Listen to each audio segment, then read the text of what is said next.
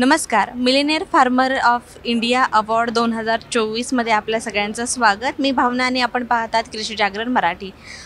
1 ते 3 डिसेंबर रोजी कृषी जागरणतर्फे मिलेनियर फार्मर अवॉर्ड आयोजित केला आहे. तर आज आपल्यासोबत महाराष्ट्रातून एक उद्योजिका आहेत. आपण त्यांच्यासोबत संवाद साधूयात. मॅम, तुमचा थोडक्यात परिचय द्या. मी करुणा प्रशांत तेलगड, जालना, महाराष्ट्रातून आलेली आहे. मॅम, आता तुमच्यासोबत थोड्या वेळापूर्वी बोलताना तुम्ही तुमच्या कंपनीचा उल्लेख केला, तर थोडक्यात तुमच्या कंपनीबद्दल सांगा. आमच्या कंपनीचं नाव Seen agro life science private limited आहे. आम्ही काय करतो की त्या कंपनीतून जे माल तयार करतो तो शेतकऱ्यांपर्यंत पोहोचवण्याचं काम करतो. मॅम, आपण जसं सांगितलं की आपण दुष्काळी भागातून आलेलो आहोत, तर तिथल्या शेतकऱ्यांची नेमकी काय कंडिशन आहे, त्यांनी काय करायला पाहिजे? काय महाराष्ट्र हे राज्य, महाराष्ट्राचे जे भाग केलेले आहे त्यामधला जो मराठवाडा भाग आहे हा आधीच दुष्काळग्रस्त भाग म्हणून ओळखला जातो. तिथे शेतकऱ्यांच्या इतकी अवस्था बिकट आहे की कधी पाऊस पडतो, काही ठिकाणी कमी पडतो, मग ते दुष्काळग्रस्त म्हणून ओळखला जातो.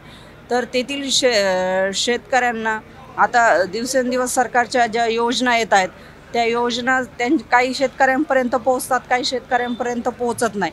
ज्यांच्याकडे पोहोचतात ते सदन होतात, पण ज्यांच्याकडे पोहोचत नाही मग त्यांची परिस्थिती बिकट होत जाते. तर मी त्यांना सांगू इच्छिते की अशा शेतकऱ्यांना की त्यांनी पहिले शेतीविषयी जे एज्युकेशन आहे उपलब्ध ते घेतलं पाहिजे, जेणेकरून त्यांच्यापर्यंत शेतकऱ्यांच्या ज्या सरकारच्या ज्या योजना आहेत ते त्यांच्यापर्यंत पोहोचतील आणि त्यांनी ते मग आपल्या स्वतःच्या शेतीमध्ये जी शेती त्यांच्याकडे असेल, 2 असेल किंवा 4 एकर असेल, त्यामध्ये ते प्रयोग करू शकतात. त्यासाठी त्यांनी पहिले ॲग्रिकल्चरचं एज्युकेशन घेतलं पाहिजे. मॅम, आता आपण बघतोय की स्त्रिया सगळ्या गोष्टींमध्ये, सगळ्या क्षेत्रामध्ये पुढे, ज्या युवा मुली आहेत तर त्या ह्या क्षेत्रात येऊ पाहतात, शेतीमध्ये येऊ पाहतात, त्यांना तुम्ही काय सांगाल? आजकाल बऱ्याचशा मुलींचं कसं झालेलं आहे की काही मुलींना आजकाल मुलींना शेती फार आवडू लागली. बऱ्याच मुली कृषी कॉलेजेसमध्ये ॲडमिशन घेऊ लागल्या. पूर्वी कसं होतं की मुलींना कृषी म्हटलं की फार बोर वाटायचं. आज आपण बघतो की काही मुलींना नोकऱ्यांची फार आवड असते. पण आता आम्ही जेव्हा गावाकडे जात होतो तेव्हा मुलींना सांगतो की तुम्ही शेतीचं शिक्षण घ्या, कारण शेती हा मूलभूत व्यवसाय आपला आहे आणि आपल्याकडे शेती उपलब्ध आहे. त्यासाठी आपण मुलींनी शेतीचं शिक्षण घेतलं पाहिजे आणि घेतायत मुली, याच्यात मला फार आनंद वाटतो. आणि मी स्वतः शेतकऱ्याची मुलगी आहे त्यामुळे मला आणखीच जास्त आनंद वाटतो. आणि मॅम, आपण इथे हा कार्यक्रम आयोजित केला, आपण शेतकऱ्यांचा सन्मान करतोय, त्यांना रेड कार्पेट आपण उपलब्ध करून दिलं आहे, याबद्दल तुम्हाला कसं वाटते? नाही, खरंच हा कार्यक्रम खूप चांगला आहे. मी आधी येण्यासाठी नाही म्हणत होते, पण सर म्हटले नाही, आपण गेलो तर आपल्याला नवीन काही बघायला मिळतं, त्यासाठी आपण गेलं पाहिजे. खरंच हा कार्यक्रम कृषी जागरण आणि महिंद्रा ट्रॅक्टर्स यांनी आयोजित केला, त्याबद्दल त्यांची मी मनापासून खूप ऋणी आहे. आणि मॅम, जे युवा शेतकरी आहेत, जे आता धडपडत आहेत शेती करण्यासाठी, त्यांना तुम्ही काय सांगाल?